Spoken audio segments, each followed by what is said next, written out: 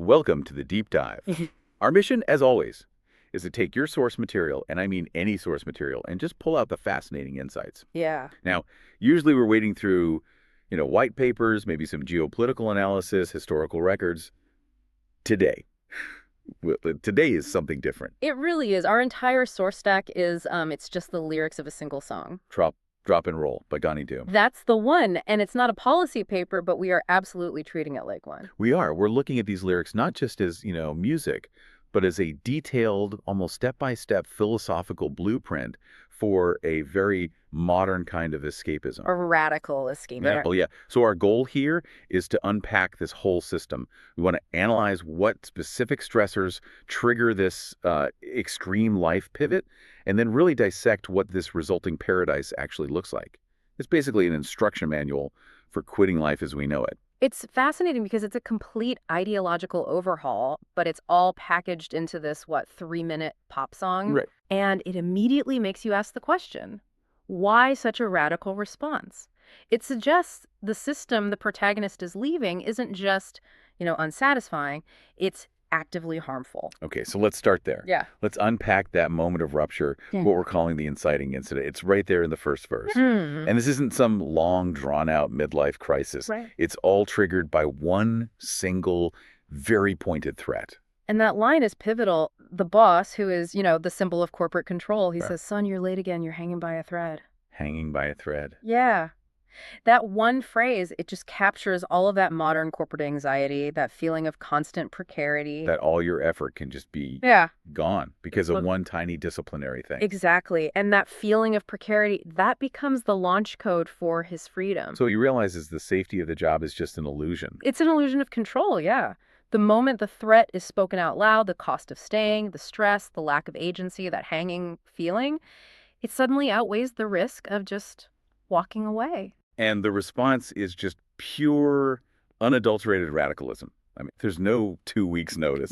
No formal resignation letter. The logistics of the whole separation are just boiled down to the absolute bare minimum. Packed my flip-flops and I hit the coast. That's it. And the choice of clothing there, the flip-flops, I think that's significant. How so? Well, flip-flops are the complete antithesis of an office environment, right? Totally. They're casual, they're loud. They symbolize ease, comfort. It's an immediate and I think very deliberate rejection of all the formality that his old life required. And that pivot, it defines his entire new framework for success. The old life was what? Neckties and payroll. Right. The physical and the financial constraints. And the new goal, working on my tan and a rum punch post. It's an intentional reprioritization. He's swapping out productivity metrics for, leisure metrics. Yeah. The currency is no longer dollars earned, it's sunlight absorbed. This is where it goes from just an impulse to a real philosophy in the bridge. This is the great rejection. Yeah. He lays out his core value statement. He acknowledges the, two big traditional paths to success. Some folks chase dollars, some chase fame. But then he explicitly rejects both. He positions his new goal as, almost morally superior. I'm chasing sunsets with no shame. And that phrase, no shame, that is so vital, it's a preemptive defense. A defense against what? Against the cultural critique that he knows is coming, Yeah. that he's lazy or he's irresponsible. Nothing. By saying his choice is shameless, he solidifies that philosophical break. He's choosing what you might call voluntary deceleration. Slowing down on purpose. Exactly. And he's making that his ultimate measure of well-being, which directly confronts the whole cultural mandate of the hustle. Okay, so the boss's threat was the inciting incident. That led to the philosophical drop. But we need to understand the mechanics here. How is this new life maintained?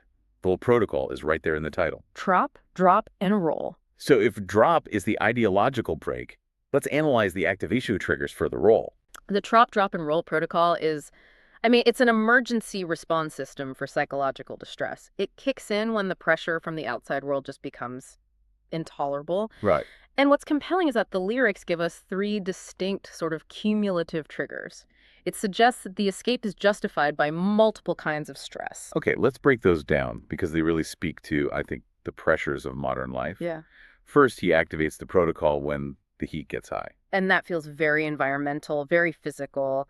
The pressure cooker of city living, the grind of the commute, the literal high temperature of the corporate machine that's always demanding output. The system is overheating. The system is overheating, exactly. Then the second trigger, when the stress gets tight, this feels more internal. It is. It moves from the external environment to the internal psychological experience. It's that feeling of constriction, the anxiety of responsibility, the mental load. The burnout.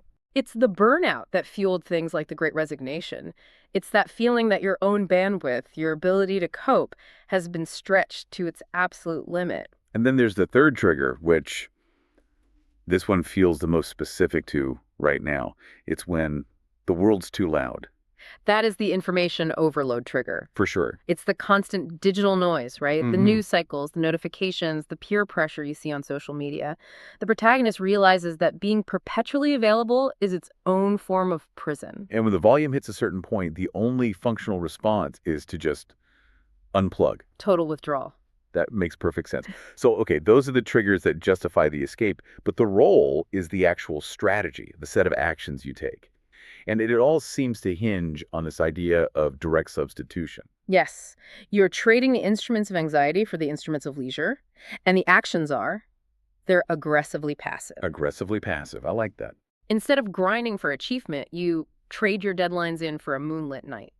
It's a total reordering of priorities. The astronomical clock becomes more important than the corporate one. And the ultimate replacement for that high-pressure office.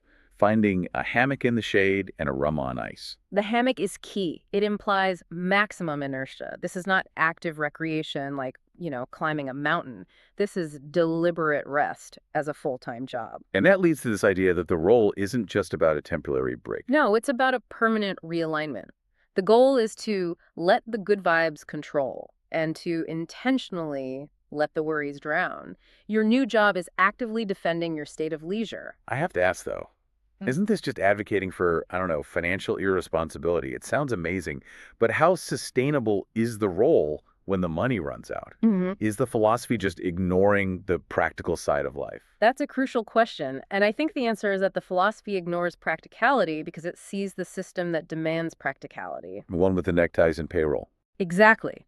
It sees that system as the fundamental problem. The conviction here is that life's too short for neckties and payroll.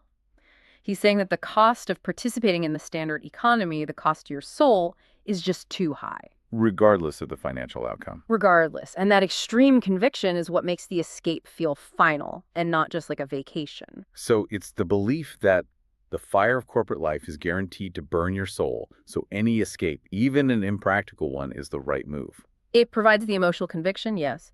It defines the ultimate trigger as being simply when the fire of life starts burning your soul. And so the destination, the trop, it has to be a sanctuary that can maintain this state of permanent defiance. Okay, let's jump into that sanctuary. This is where Donny Doom gets so specific. He doesn't just give us an abstract beach, he gives us a full sensory experience in verse 2. What are the details that really define this unpretentious paradise?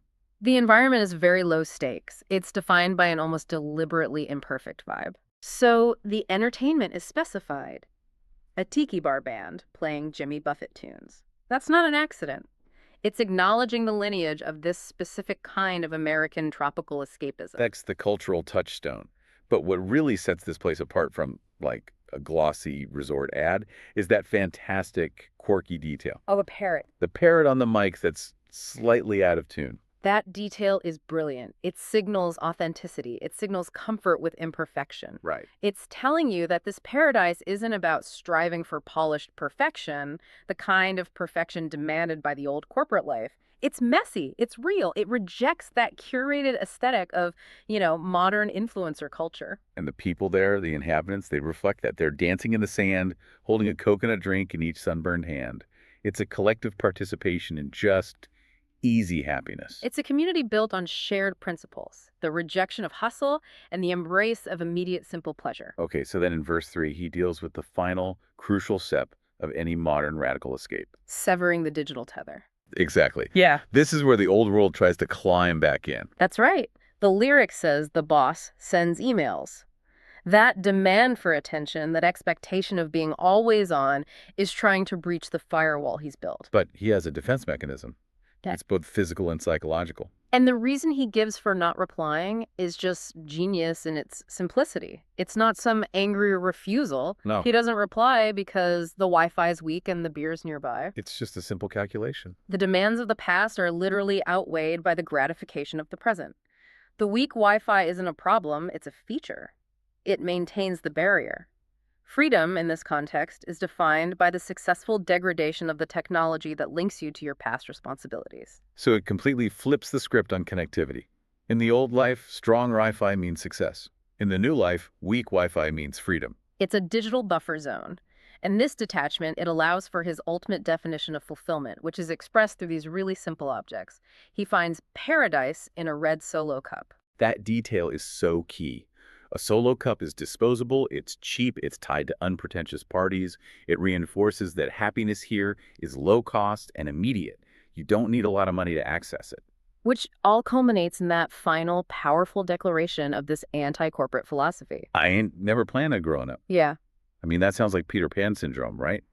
But the lyrics seem to be repurposing it. What does growing up even mean in this context? In the world of trop, drop, and roll, growing up is redefined. It means submitting to the corporate-driven maturity track. The grind, the mortgage, the hierarchy. The necktie. So by rejecting the grind, he is intentionally and permanently staying in a state of arrested development.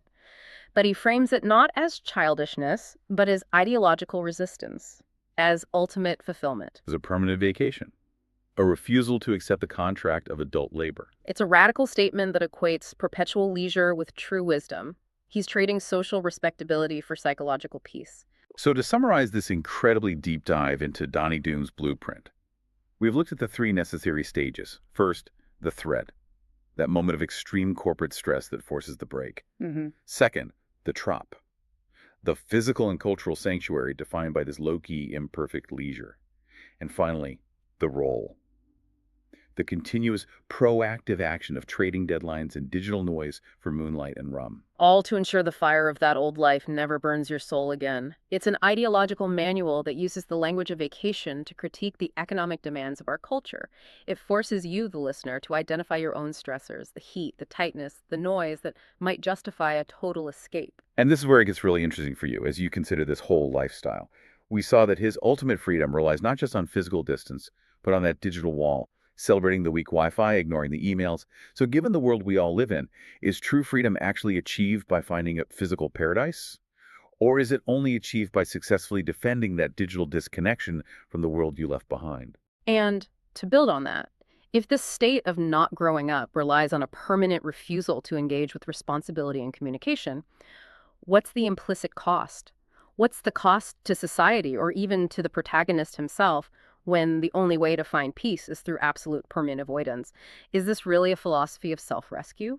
Or is it just a very effective but maybe temporary act of protest? Something to mull over as you contemplate the strength of your own Wi-Fi connection. Thank you for joining us on this deep dive. We'll catch you next time.